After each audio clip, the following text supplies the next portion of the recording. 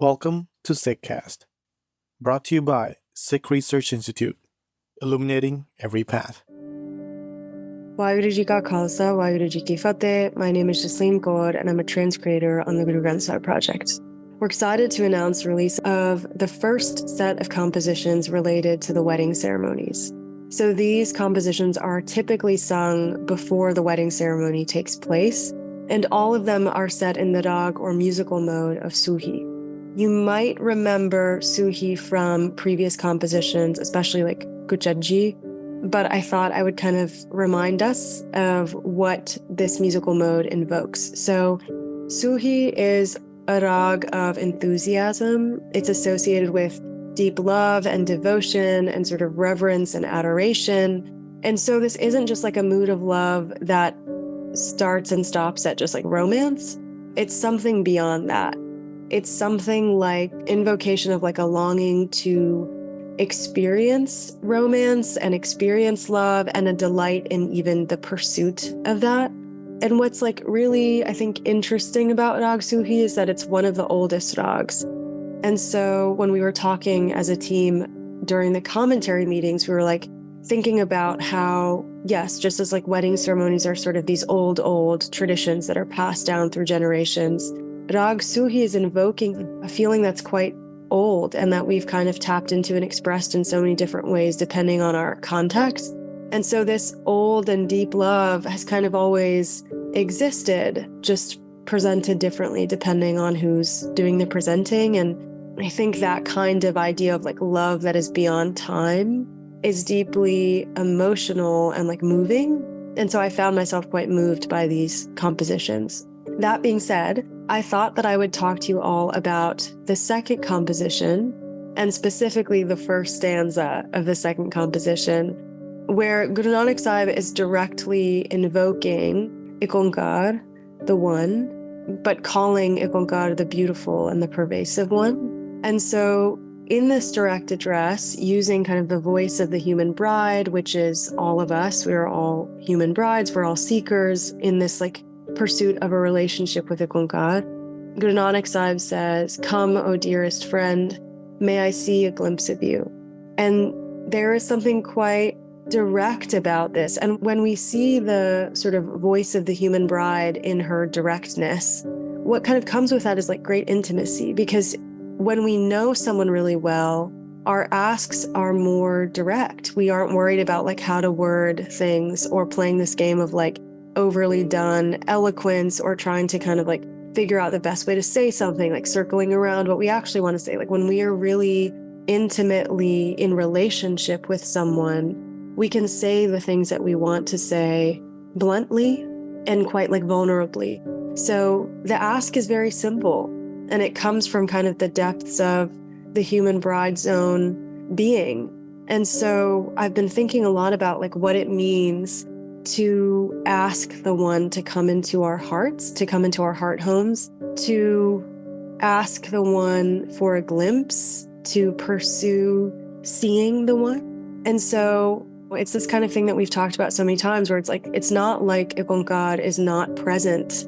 It's not like there isn't this ever presence and this all pervasiveness in all beings and all things, but we don't always feel it. And so when we're asking for the one to come into our heart homes, it's not that we don't logically know that presence is always there. It's just that like we are admitting in some kind of way that we're not feeling it yet.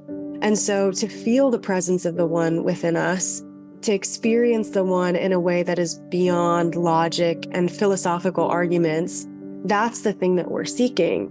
And the thing that I really love about this stanza is that like the seeker says that they are like standing at the door of their kind of heart home, right? Like this, we're continuing with this sort of imagery of like waiting for somebody to come into the house, into the home. And the seeker says like, I'm standing, like gazing expectantly, like waiting at the door for you. And the heart itself in this composition is referred to as both like of the divine and of the human bride, of the seeker. And so this home is not like one in which Ik Onkar is a guest. Like that's also Ik Onkar's home. And like both the seeker and the one belong there. Both the human bride and the divine sort of groom or husband belong there. And in this kind of waiting, the thing that really stuck with me is that like there is deep joy and deep excitement in that waiting period. And something we talked about when we were doing the commentaries was like,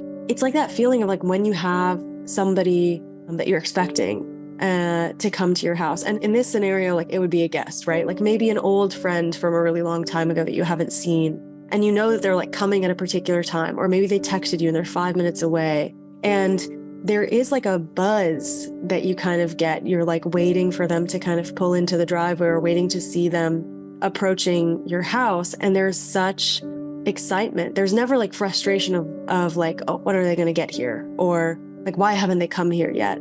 Just the anticipation is something worth celebrating. And I think that really stuck out to me because when I think of like the conversation between the human bride or the seeker and Ikonkar as the divine husband, I often go back to Kuchaji, which, if you don't remember, is a composition by Guru Granth Sahib that we released quite a while ago. And the yearning in that composition is a little bit more pained. And so I think when I usually think of what it means to be in separation and what it means to be in longing, I sort of naturally think of a kind of sadness or a kind of mourning or a kind of suffering or pain. And so to think about longing and yearning as like a deeply joyful experience has been like really moving and exciting to me. I don't know. I just think that it's like so beautiful. And I think like kind of what is being shown to us through that imagery and through that emotion is that like when should we become so intimately connected with the divine, which is what we all kind of hope for, like when that happens, we can have these like direct asks that are deeply intimate and deeply vulnerable. We can say like, I want to see you, like come over. And even the thought of like experiencing that presence is enough to kind of like make us celebrate an emotion or experience of excitement that like we can even relish in that. And I think that's just such a beautiful way to think about separation and longing. And the last thing I'll say about it, I was talking this week actually to somebody who's on the Guru Granth Sahib project team. And I think this composition out of this series of compositions, but maybe even like the whole kind of thing, has really made me think about separation, longing, and union really differently. Because I think in my mind, I saw those as three states that correlated to three singular emotions, right? So when I think of separation, I think of pain. When I think of longing, I think of sort of suffering and like wailing. And when I think of union, I think of joy. But something has changed in my understanding. And I think like now I'm understanding separation, longing, and union as three kind of overarching states, or states of being. But they can have so many different like hues of emotions attached to them. We can be in separation and we can be playful. Like, why haven't you come yet? Like, why haven't you come over? It's been enough time. We can be in separation and be in pain.